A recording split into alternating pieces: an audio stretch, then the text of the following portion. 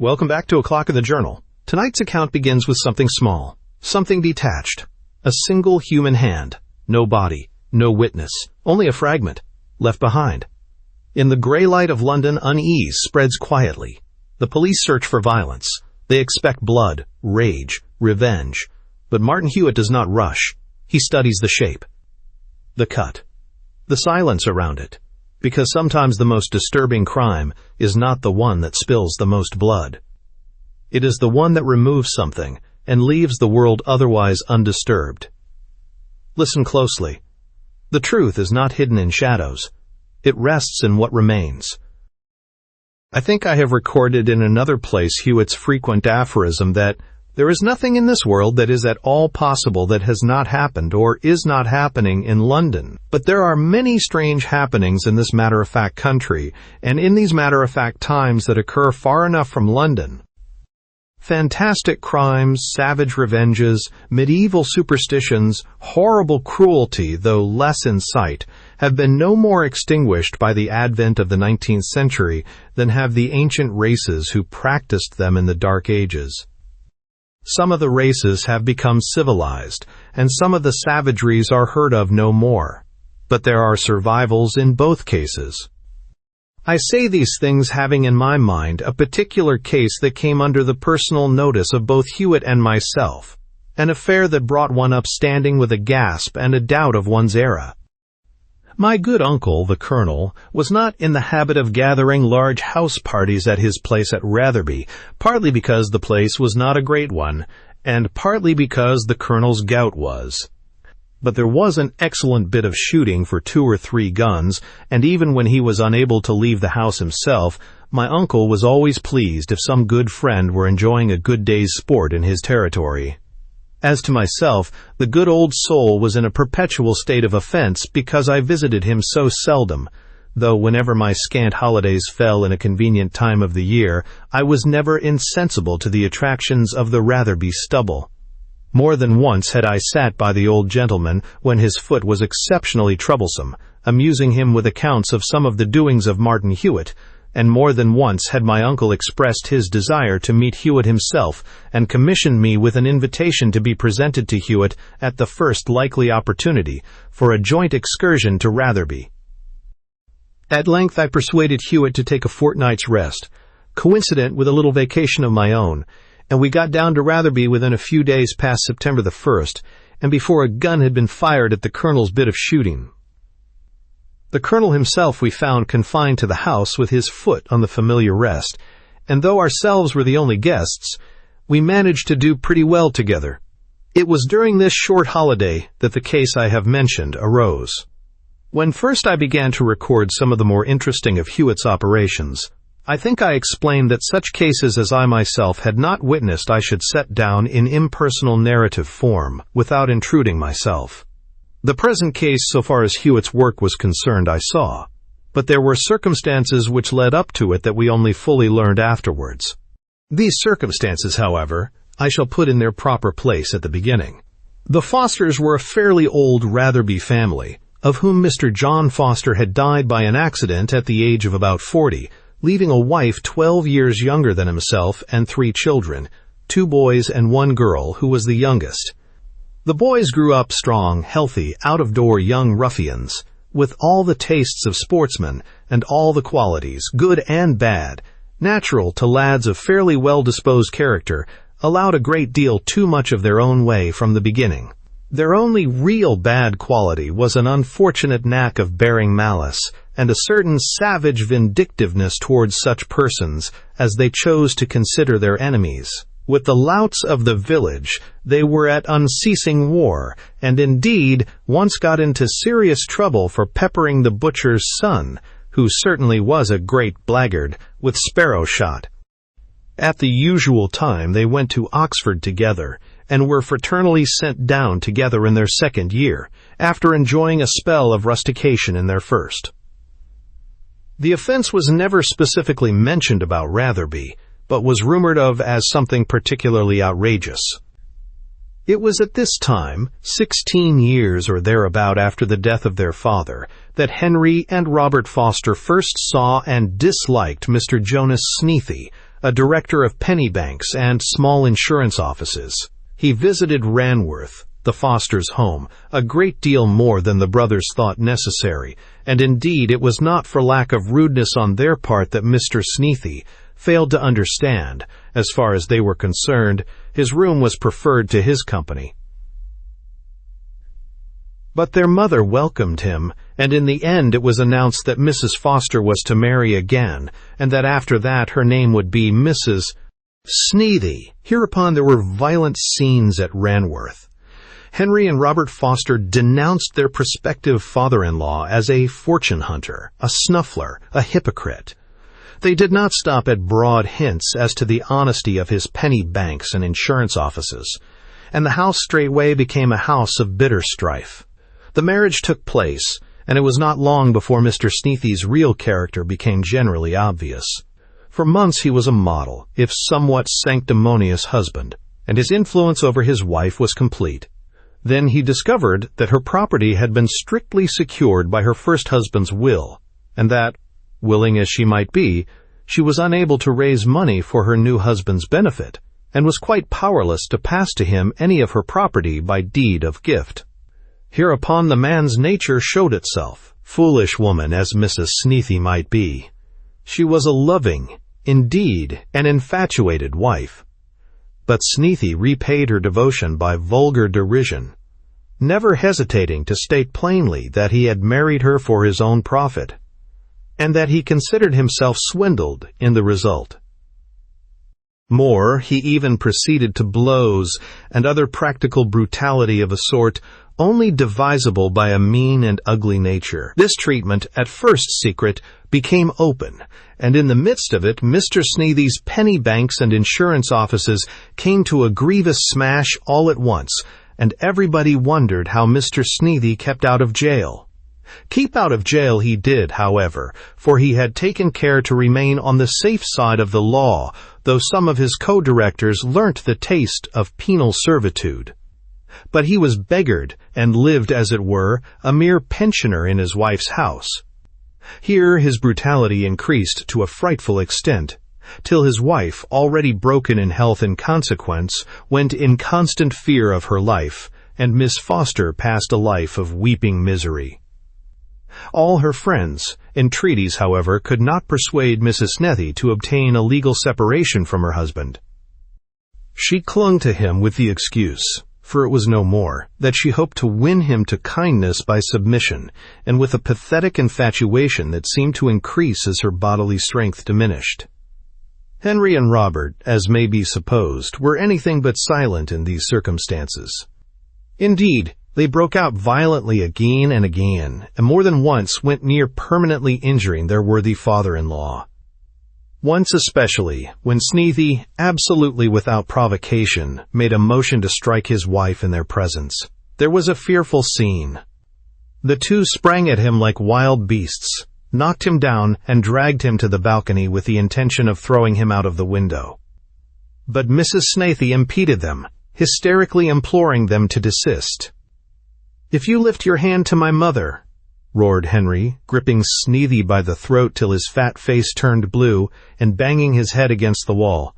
"If you lift your hand to my mother again, I'll chop it off." "I will. I'll chop it off and drive it down your throat." "We'll do worse," said Robert, white and frantic with passion.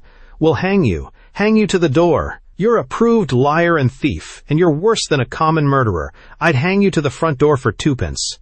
For a few days, Sneathie was comparatively quiet, cowed by their violence. Then he took to venting redoubled spite on his unfortunate wife, always in the absence of her sons, well aware that she would never inform them. On their part, finding him apparently better behaved in consequence of their attack, they thought to maintain his wholesome terror, and scarcely passed him without a menace, taking a fiendish delight in repeating the threats they had used during the scene, by way of keeping it present to his mind. "Take care of your hands, sir," they would say. "Keep them to yourself, or, by George, we'll take 'em off with a billhook." But his revenge for all this Sneathie took unobserved on their mother. Truly a miserable household. Soon, however, the brothers left home, and went to London by way of looking for a profession. Henry began a belated study of medicine, and Robert made a pretense of reading for the bar. Indeed, their departure was as much as anything a consequence of the earnest entreaty of their sister, who saw that their presence at home was an exasperation to Sneathie, and aggravated her mother's secret sufferings. They went, therefore, but at Ranworth things became worse. Little was allowed to be known outside the house, but it was broadly said that Mr. Sneathie's behavior had now become outrageous beyond description. Servants left faster than new ones could be found and gave their late employer the character of a raving maniac. Once, indeed, he committed himself in the village, attacking with his walking stick an inoffensive tradesman who had accidentally brushed against him and immediately running home. This assault had to be compounded for by a payment of £50. And then Henry and Robert Foster received a most urgent letter from their sister requesting their immediate presence at home. They went at once, of course, and the servant's account of what occurred was this. When the brothers arrived, Mr. Sneathie had just left the house. The brothers were shut up with their mother and sister for about a quarter of an hour, and then left them and came out to the stable yard together. The coachman, he was a new man, who had only arrived the day before, overheard a little of their talk as they stood by the door. Mr. Henry said that the thing must be done, and at once. There are two of us, so that it ought to be easy enough. And afterwards, Mr. Robert said, "You'll know best how to go about it, as a doctor." After which Mr. Henry came towards the coachman and asked in what direction Mr. Sneathie had gone.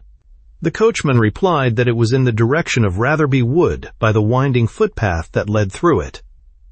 But as he spoke, he distinctly with the corner of his eye saw the other brother take a halter from a hook by the stable door and put it into his coat pocket. So far for the earlier events, whereof I learned later bit by bit.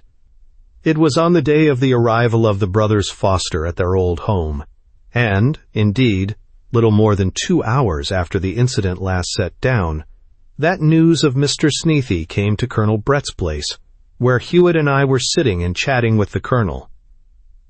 The news was that Mr. Sneathie had committed suicide, had been found hanging, in fact, to a tree in Ratherby Wood, just by the side of the footpath.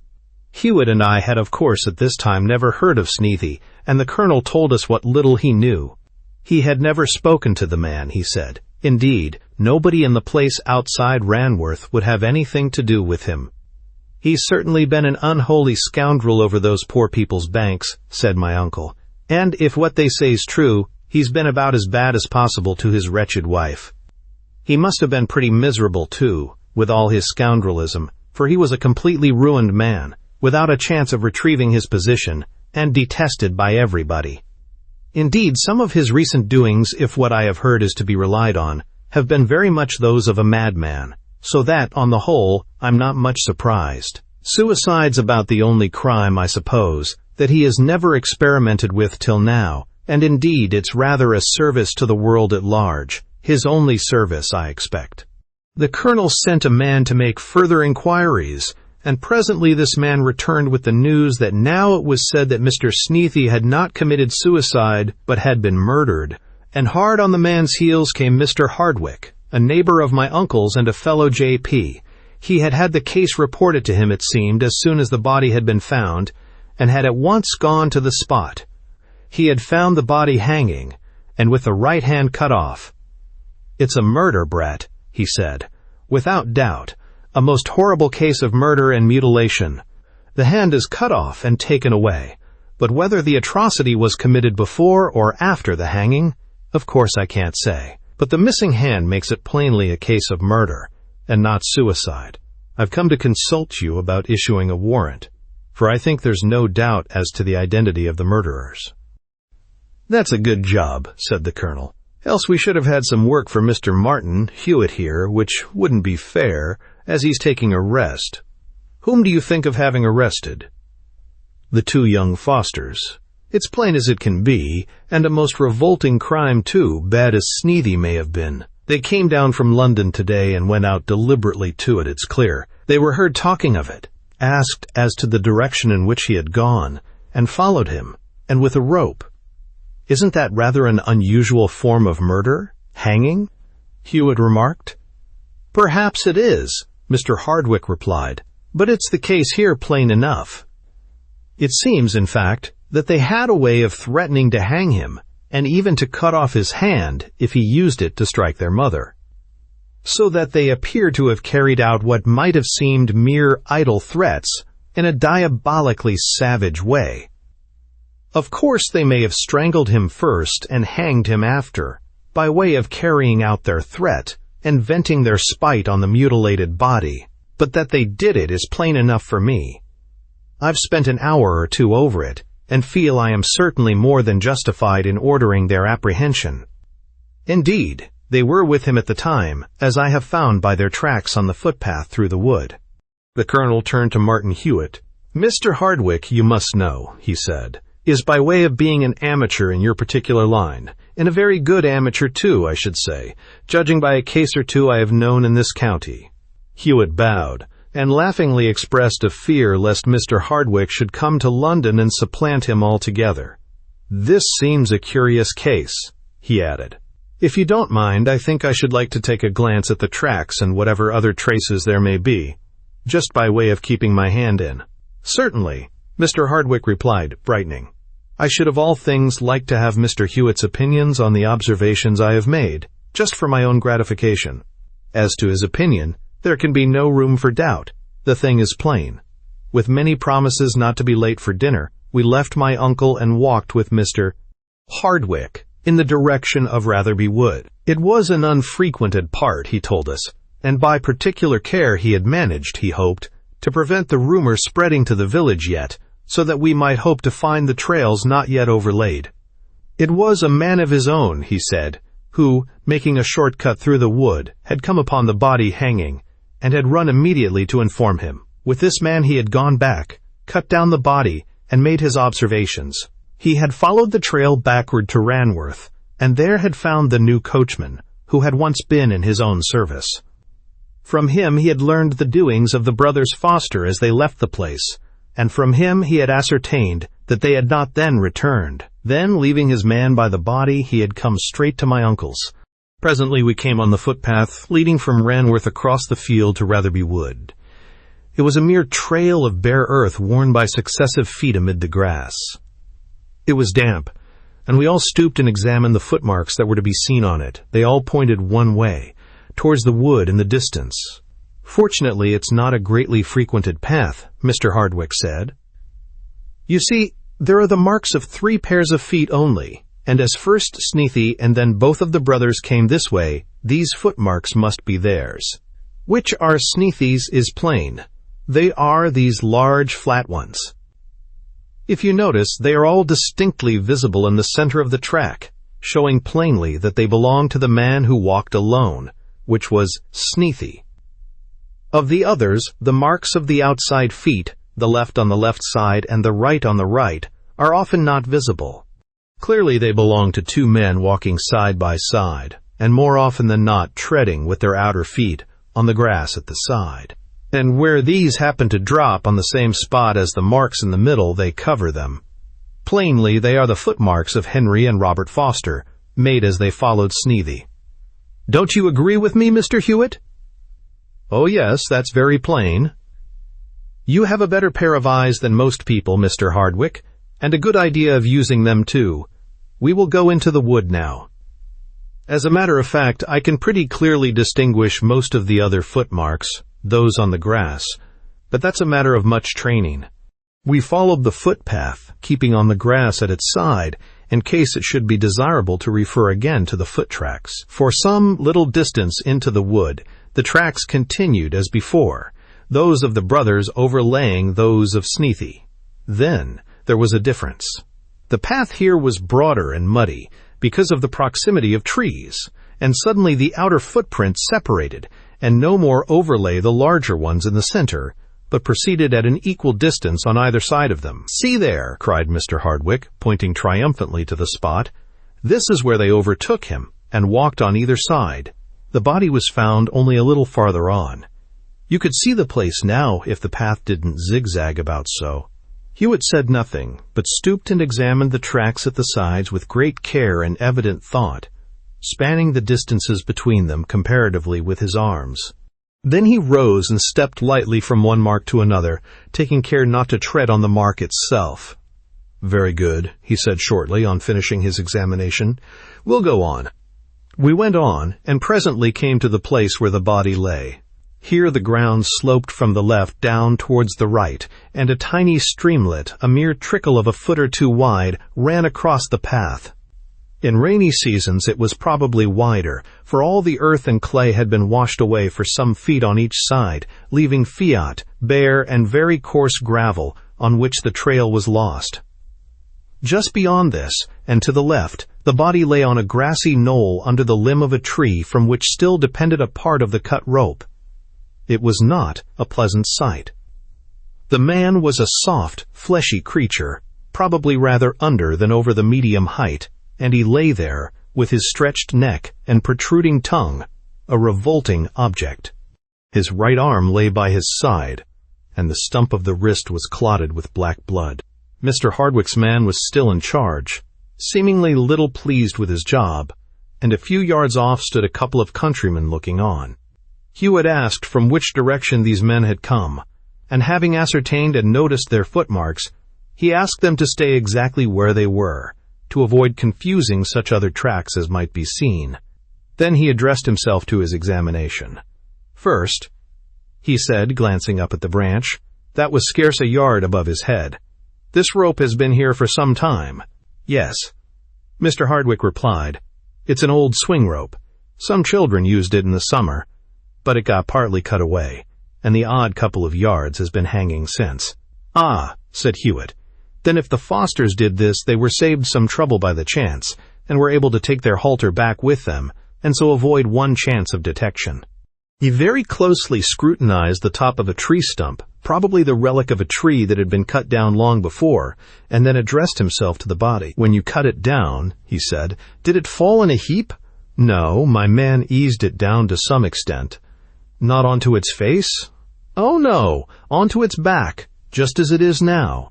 Mr. Hardwick saw that Hewitt was looking at muddy marks on each of the corpse's knees, to one of which a small leaf clung, and at one or two other marks of the same sort on the fore part of the dress. "That seems to show pretty plainly," he said, "that he must have struggled with them and was thrown forward, doesn't it?" Hewitt did not reply, but gingerly lifted the right arm by its sleeve. "Is either of the brothers Foster left-handed?" he asked. "No, I think not. Here, Bennett, you have seen plenty of their doings, cricket, shooting, and so on. Do you remember if either is left-handed?" "Neither, sir," Mr. Hardwick's man answered. "Both on. M's right-handed." Hewitt lifted the lapel of the coat and attentively regarded a small rent in it. The dead man's hat lay near, and after a few glances at that, Hewitt dropped it and turned his attention to the hair. This was coarse and dark and long, and brushed straight back with no parting.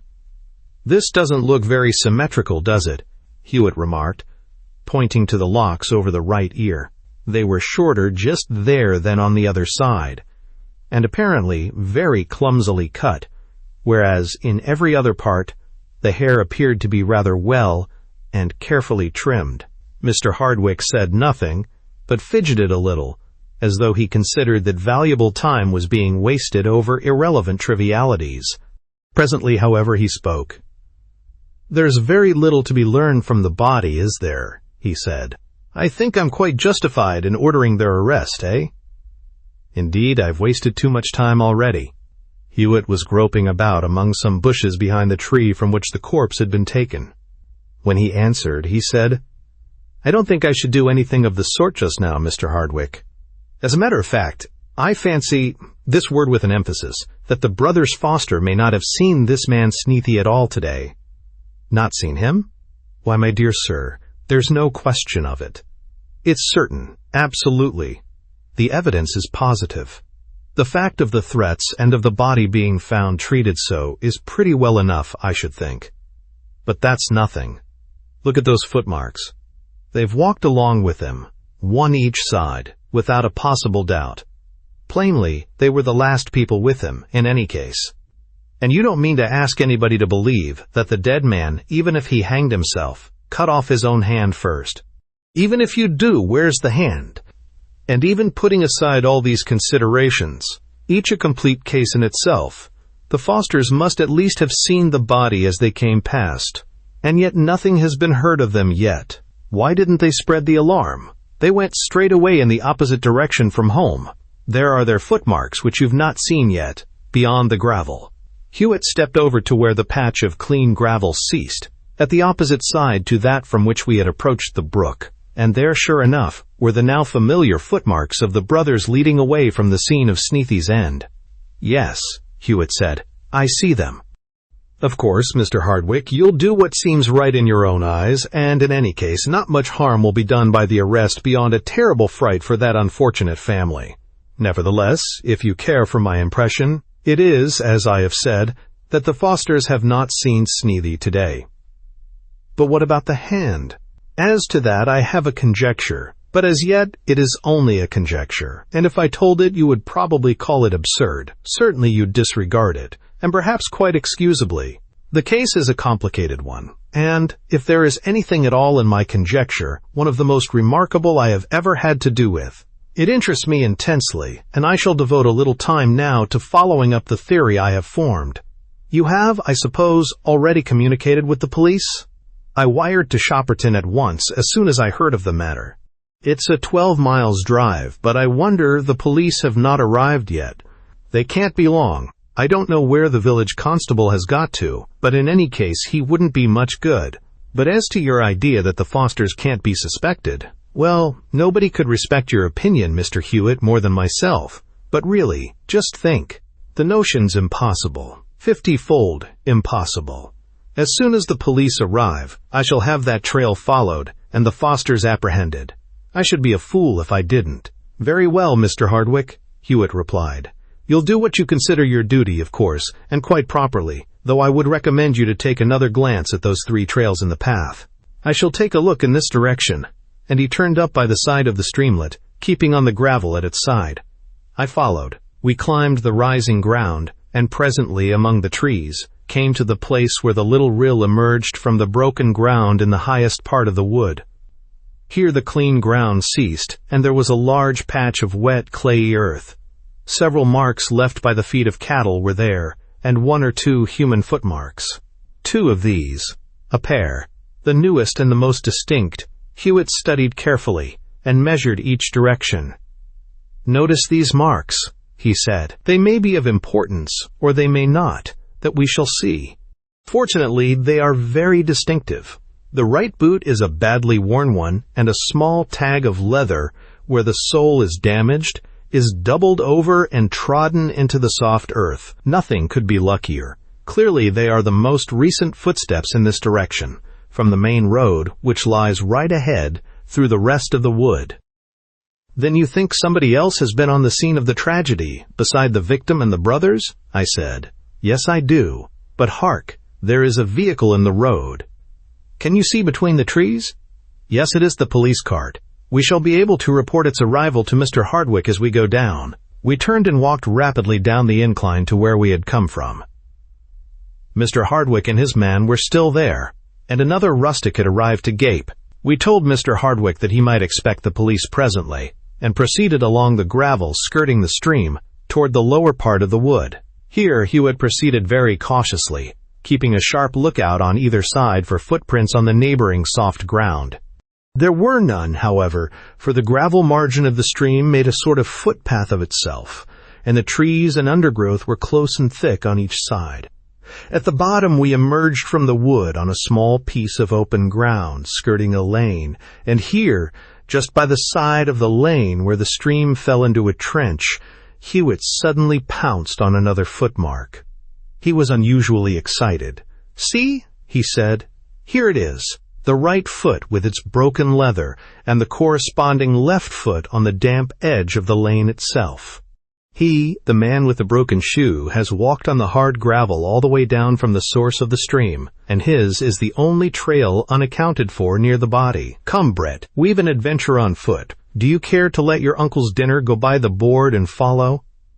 "Can't we go back and tell him?" "No, there's no time to lose. We must follow up this man, or at least I must. You go or stay, of course, as you think best." I hesitated a moment, picturing to myself the excellent colonel, as he would appear after waiting dinner an hour or two for us, but decided to go. "At any rate," I said, "if the way lies along the roads, we shall probably meet somebody going in the direction of Ratherby who will take a message. But what is your theory? I don't understand it all." I must say everything Hardwicke said seemed to me to be beyond question. There were the tracks to prove that the three had walked together to the spot, and that the brothers had gone on alone, and every other circumstance pointed the same way. Then, what possible motive could anybody else about here have for such a crime? Unless, indeed, it were one of the people defrauded by Sneathy's late companies. "The motive," said Hewitt, "is, I fancy, a most extraordinary, indeed a weird one, a thing as of centuries ago. Ask me no questions. I think you will be a little surprised before very long. But come, we must move."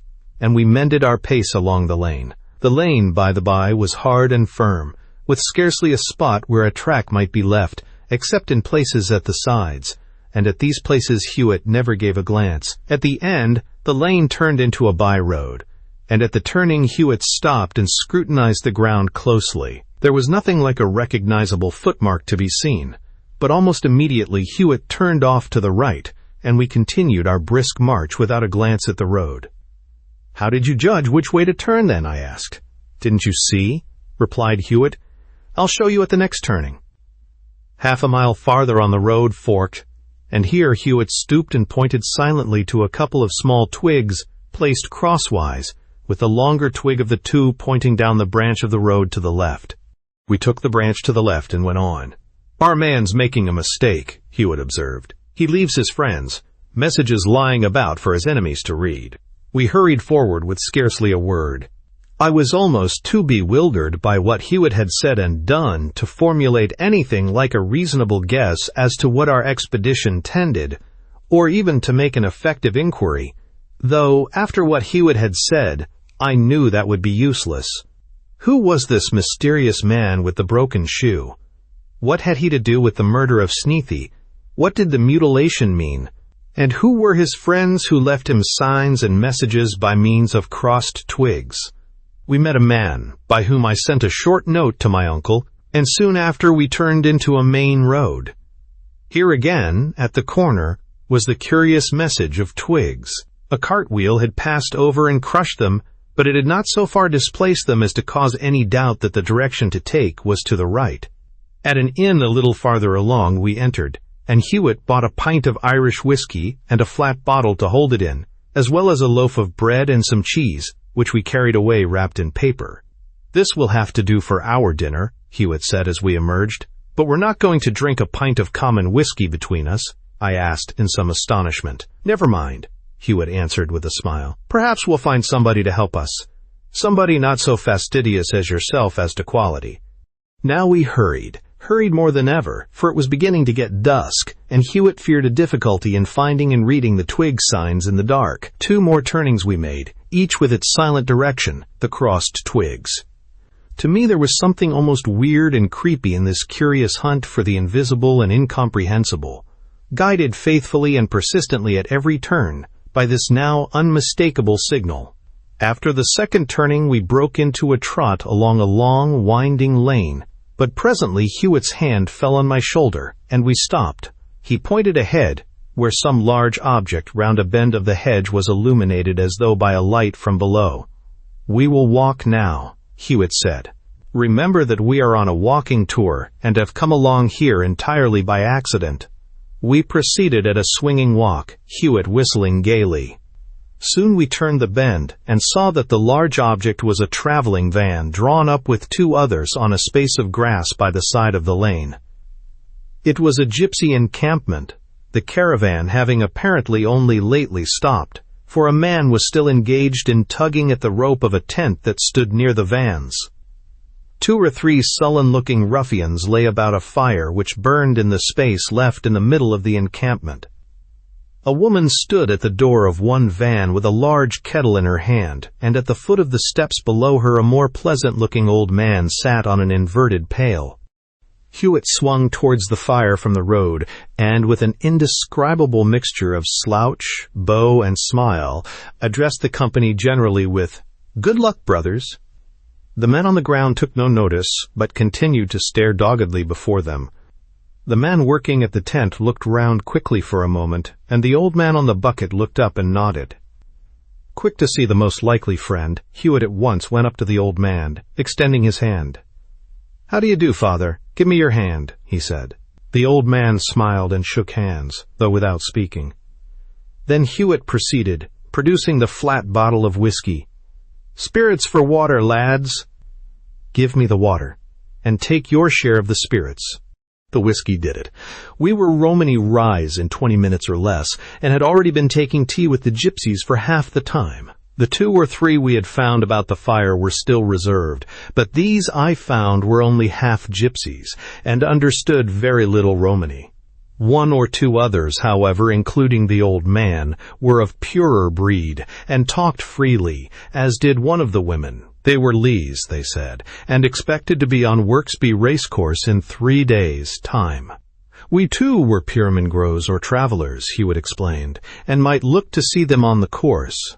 Then he fell to telling gypsy stories, and they to telling others back, to my intense mystification. Hewitt explained afterwards that they were mostly stories of poaching, with now and again a horse-coping anecdote thrown in. Since then, I have learned enough of Romany to take my part in such a conversation, but at the time a word or two here and there was all I could understand. In all this talk, the man we had first noticed stretching the tent rope took very little interest, but lay with his head away from the fire smoking his pipe. He was a much darker man than any other present, had, in fact, the appearance of a man of even a swarthier race than that of the others about us. Presently, in the middle of a long and, of course, to me unintelligible story by the old man, I caught Hewitt's eye. He lifted one eyebrow almost imperceptibly, and glanced for a single moment at his walking-stick. Then I saw that it was pointed toward the feet of the very dark man, who had not yet spoken. One leg was thrown over the others as he lay, with the soles of his shoes presented toward the fire, and in its glare I saw that the right sole was worn and broken, and that a small triangular tag of leather was doubled over beneath, in just the place we knew of from the prints in Ratherby Wood. I could not take my eyes off that man with his broken shoe. There lay the secret, the whole mystery of the fantastic crime in Ratherby Wood, centered in that shabby ruffian. What was it? But Hewitt went on, talking and joking furiously. The men who were not speaking mostly smoked gloomily, but whenever one spoke, he became animated and lively. I had attempted once or twice to join in, though my efforts were not particularly successful, except in inducing one man to offer me tobacco from his box, tobacco that almost made me giddy in the smell. He tried some of mine in exchange, and though he praised it with native politeness and smoked the pipe through, I could see that my hignett mixture was poor stuff in his estimation, compared with the awful tobacco in his own box. Presently the man with the broken shoe got up, slouched over to his tent, and disappeared. Then said Hewitt, I translate, "You're not all Lees here, I see." "Yes, pal, all Lees. But he's not a Lee?" And Hewitt jerked his head towards the tent. "Why not a Lee, pal? We be Lees, and he is with us. Thus he is a Lee." "Oh, yes, of course. But I know he is from over the Pawnee. Come, I'll guess the country he comes from. It's from Romania, eh? Perhaps the Wallachian part?" The men looked at one another, and then the old Lee said, "You're right, pal. You're cleverer than we took you for. That is what they calls his tem. He is a petulengro, and he comes with us to shoe the gries and mend the vardos. But he is with us, and so he is a Lee." The talk and the smoke went on, and presently the man with the broken shoe returned and lay down again. Then, when the whiskey had all gone, and Hewitt, with some excuse that I did not understand, had begged a piece of cord from one of the men, we left in a chorus of Kushto Rardis. By this time it was nearly 10 o'clock. We walked briskly till we came back again to the inn where we had bought the whiskey.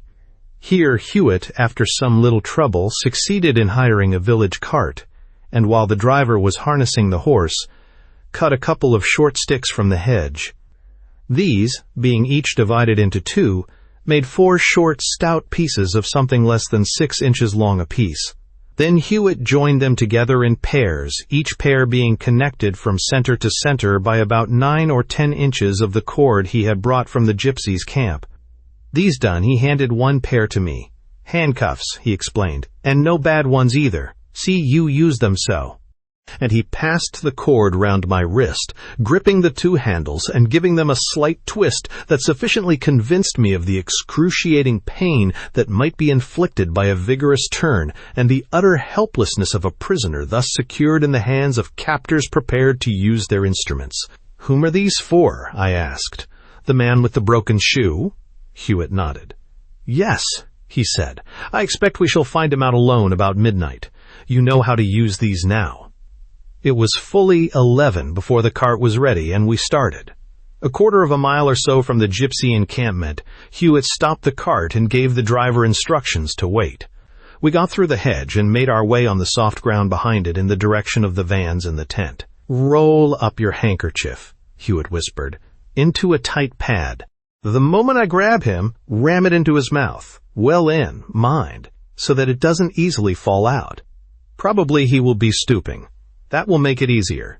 We can pull him suddenly backward. Now be quiet." We kept on till nothing but the hedge divided us from the space whereon stood the encampment. It was now nearer 12 o'clock than 11, but the time we waited seemed endless. But time is not eternity after all, and at last we heard a move in the tent. A minute after, the man we sought was standing before us. He made straight for a gap in the hedge which we had passed on our way, and we crouched low and waited. He emerged on our side of the hedge with his back towards us, and began walking, as we had walked, behind the hedge, but in the opposite direction. We followed. He carried something in his hand that looked like a large bundle of sticks and twigs, and he appeared to be as anxious to be secret as we ourselves. From time to time he stopped and listened. Fortunately there was no moon, or in turning about as he did once or twice, he would probably have observed us. The field sloped downward just before us, and there was another hedge at right angles, leading down to a slight hollow. To this hollow the man made his way, and in the shade of the new hedge we followed.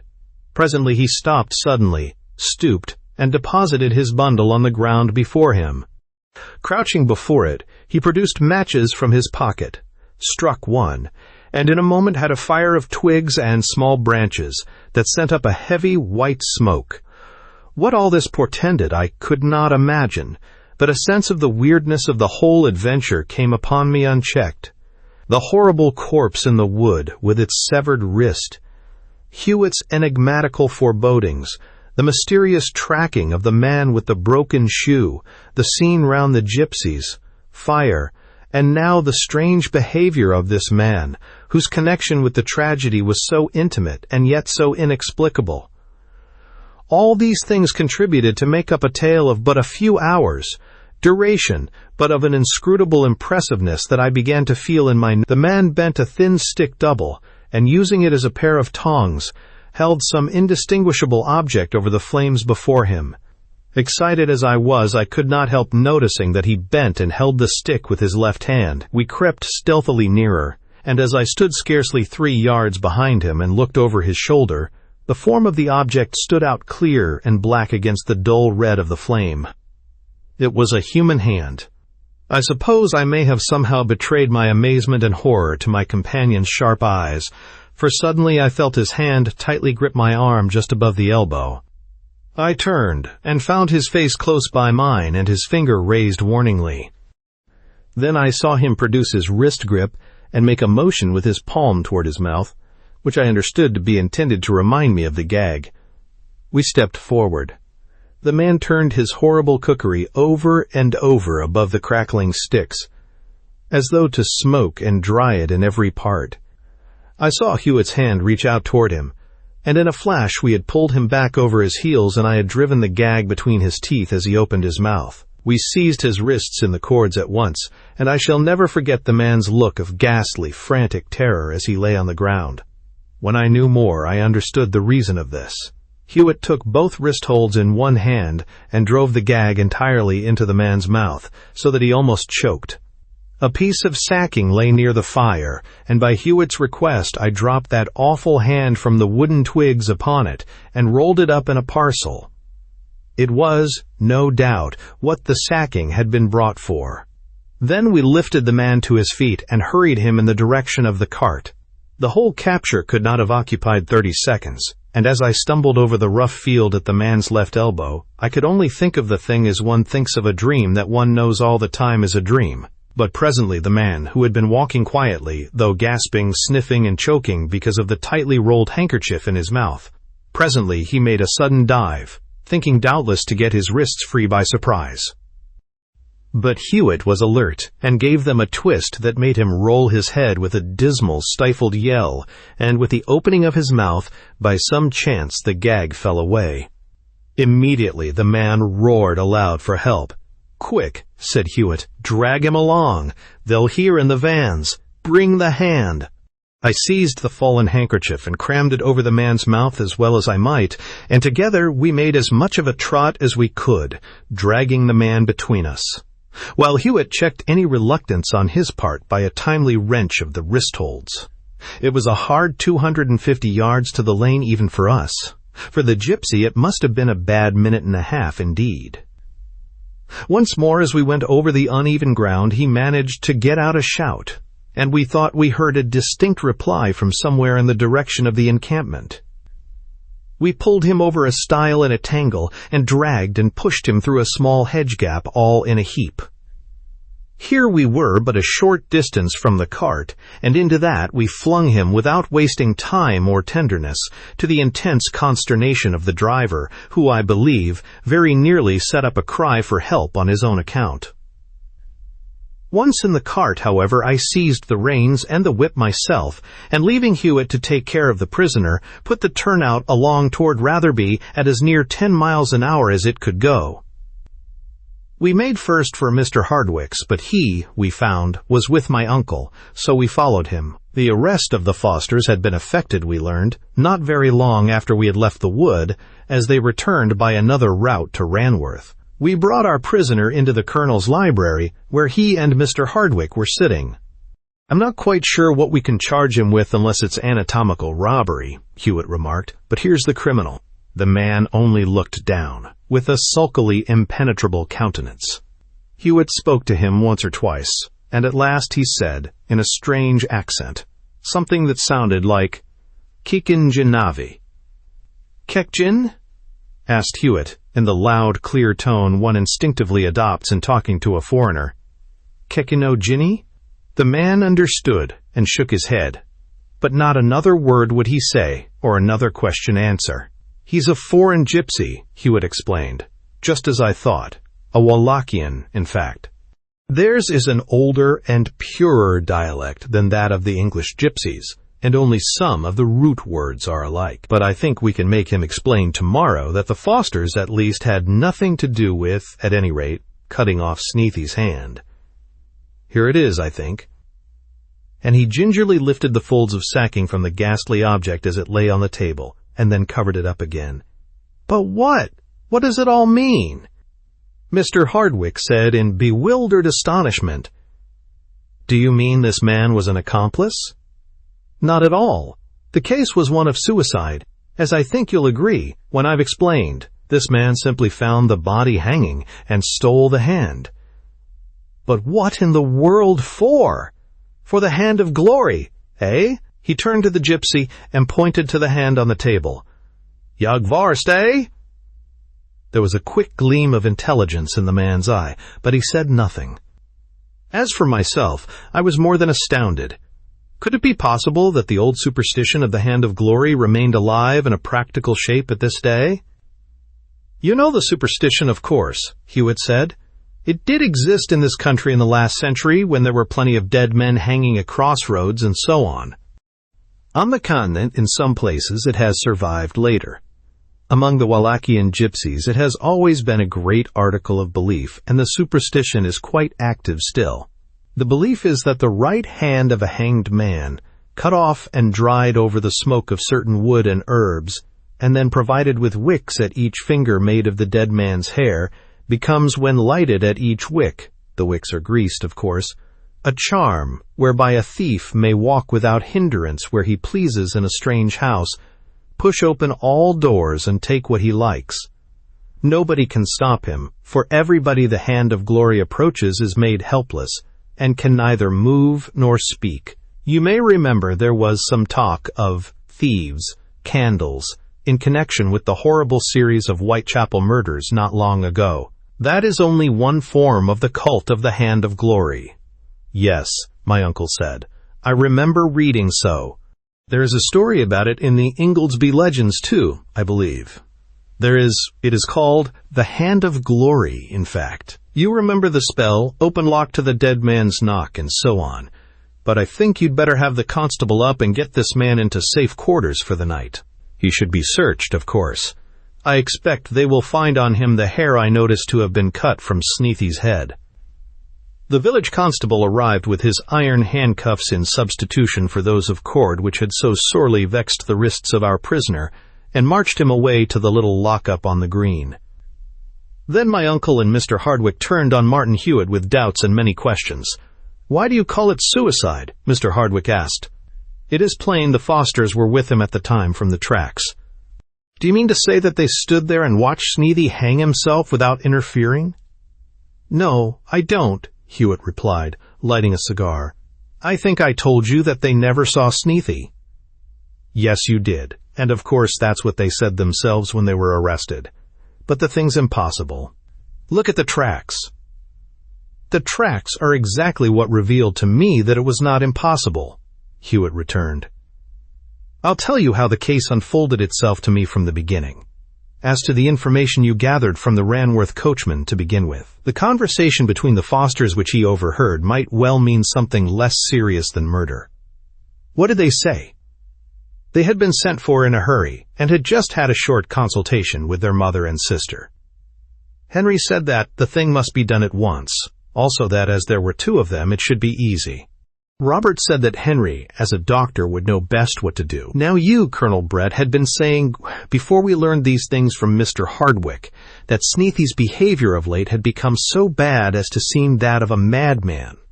Then there was the story of his sudden attack on a tradesman in the village, and equally sudden running away, exactly the sort of impulsive, wild thing that madmen do.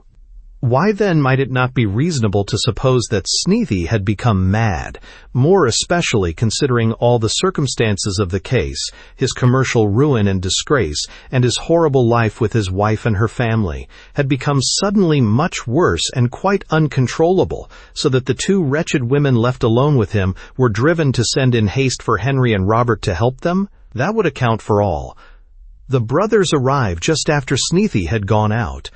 They are told in a hurried interview how affairs stand, and it is decided that Sneathy must be at once secured and confined in an asylum before something serious happens. He has just gone out. Something terrible may be happening at this moment. The brothers determine to follow at once and secure him wherever he may be. Then the meaning of their conversation is plain.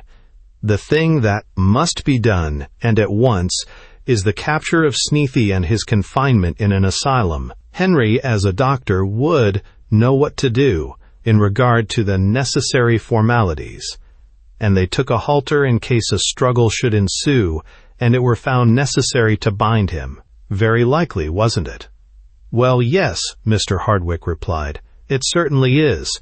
It never struck me in that light at all. That was because you believed, to begin with, that a murder had been committed, and looked at the preliminary circumstances which you learned after in the light of your conviction. But now, to come to my actual observations, I saw the footmarks across the fields, and agreed with you, it was indeed obvious, that Sneathy had gone that way first, and that the brothers had followed, walking over his tracks. This state of the tracks continued until well into the wood, when suddenly the tracks of the brothers opened out and proceeded on each side of Sneathy's. The simple inference would seem to be, of course, the one you made, that the Fosters had here overtaken Sneathy and walked one at each side of him. But of this I felt by no means certain.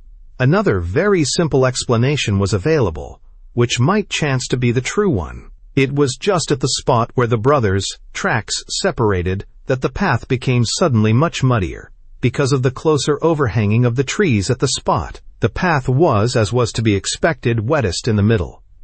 It would be the most natural thing in the world for two well-dressed young men, on arriving here, to separate so as to walk one on each side of the mud in the middle. On the other hand, a man in Sneathy's state, assuming him for the moment to be mad and contemplating suicide, would walk straight along the center of the path, taking no note of mud or anything else. I examined all the tracks very carefully, and my theory was confirmed. The feet of the brothers had everywhere alighted in the driest spots, and the steps were of irregular lengths, which meant, of course, that they were picking their way, while Sneathy's footmarks had never turned aside even for the dirtiest puddle. Here, then, were the rudiments of a theory. At the watercourse, of course, the footmarks ceased, because of the hard gravel. The body lay on a knoll at the left, a knoll covered with grass. On this the signs of footmarks were almost undiscoverable, although I am often able to discover tracks in grass that are invisible to others. Here, however, it was almost useless to spend much time in examination, for you and your man had been there, and what slight marks there might be would be indistinguishable one from another. Under the branch from which the man had hung, there was an old tree stump with a flat top where the tree had been sawn off. I examined this, and it became fairly apparent that Sneathy had stood on it when the rope was about his neck. His muddy footprint was plain to see. The mud was not smeared about, you see, as it probably would have been if he had been stood there forcibly and pushed off. It was a simple, clear footprint, another hint at suicide. But then arose the objection that you mentioned yourself. Plainly, the brothers Foster were following Sneathy, and came this way. Therefore, if he hanged himself before they arrived, it would seem that they must have come across the body. But now I examined the body itself. There was mud on the knees, and clinging to one knee was a small leaf. It was a leaf corresponding to those on the bush behind the tree, and it was not a dead leaf, so must have been just detached. After my examination of the body, I went to the bush, and there, in the thick of it, were, for me, sufficiently distinct knee marks, in one of which the knee had crushed a spray of the bush against the ground, and from that spray a leaf was missing. Behind the knee marks were the indentations of boot toes in the soft, bare earth under the bush, and thus the thing was plain. The poor lunatic had come in sight of the dangling rope, and the temptation to suicide was irresistible. To people in a deranged state of mind, the mere sight of the means of self-destruction is often a temptation impossible to withstand. But at that moment he must have heard the steps, probably the voices, of the brothers behind him on the winding path. He immediately hid in the bush till they had passed. It is probable that seeing who the men were, and conjecturing that they were following him, thinking also perhaps of things that had occurred between them and himself, his inclination to self-destruction became completely ungovernable, with the result that you saw. But before I inspected the bush, I noticed one or two more things about the body. You remember I inquired if either of the brothers Foster was left-handed, and was assured that neither was. But clearly the hand had been cut off by a left-handed man, with a large, sharply pointed knife. For well away to the right of where the wrist had hung, the knife point had made a tiny triangular rent in the coat, so that the hand must have been held in the mutilator's right hand, while he used the knife with his left, clearly a left-handed man. But most important of all about the body was the jagged hair over the right ear. Everywhere else the hair was well cut and orderly.